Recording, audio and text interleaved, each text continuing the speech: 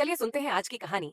आदिल गांव रैदा की नन्हे आदिल ने देखा कि उसकी अम्मी रूबी खेत से काम करके वापस आ रही हैं। गांव की तेज धूप में काम करने की वजह से वह बहुत थकी हुई लग रही थी। उन्होंने अपना नीला हिजाब थोड़ा ढीला किया और आंगन में रखी चारपाई पर बैठकर आंखें बंद कर लीं। आदिल को अपनी अम्मी की बहुत फिक्र होने लगी। उसने मन ही मन सोचा, अम्मी मेरे लिए दिन भर इतनी मेहनत करती हैं, आज मैं उन्हें खुश करने के लिए कुछ खास करूंगा। वह घर के एक कोने से लकड़ी का एक पुराना डिब्बा निकाल लाया। उसने तय किया कि वह इसे मोहब्बत का पिटारा बनाएगा। इसके बाद आदिल धीरे से घर के पीछे वाले बगीचे में गया। वहां से उसने खुशबूदार चमेली के फूल तोड़े और तालाब के पास पड़ा एक चमकता हुआ सफेद पत्थर उठा लिया। इन सब चीजों को उसने बहुत प्यार से पिटारे में सजा दिया। फिर आदिल ने कागज और रंग बिरंगे क्रेयॉन लिए।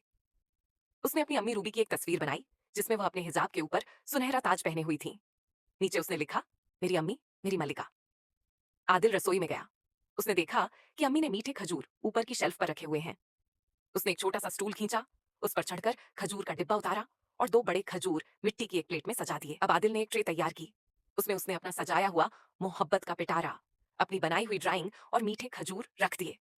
वह बहुत धीरे धीरे कदम बढ़ाते हुए अम्मी की चारपाई के पास गया। अम्मी आंखें खोलिए, आपके लिए एक सरप्राइज है, आदिल ने धीरे से रूबी के कान में कहा। जैसे ही रूबी ने आंखें खोली, सामने उनका बेटा प्यारी सी मुस्कान और ढेर सारे तोहफों के साथ खड़ा था। जब रूबी ने पिटारा खोला और उसमें फूल और वह ड्राइंग देखी, तो उनकी आंखों में खुशी के आंसू आ गए। उन्होंने तुरंत आदिल को कसकर गले लगा लिया और कहा, मेरा बेटा कितना समझदार है, मेरी सारी थकान एक पल में दूर हो गई। गांव में शाम ढल रही थी। दोनों ने साथ बैठकर खजूर खाए। आदिल बहुत खुश था क्योंकि उसकी अम्मी अब हंस हंस कर मुस्कुरा रही थी। उसने देखा कि अम्मी ने उसकी बनाई हुई ड्राइंग को अपने सीने से लगाकर रखा हुआ था।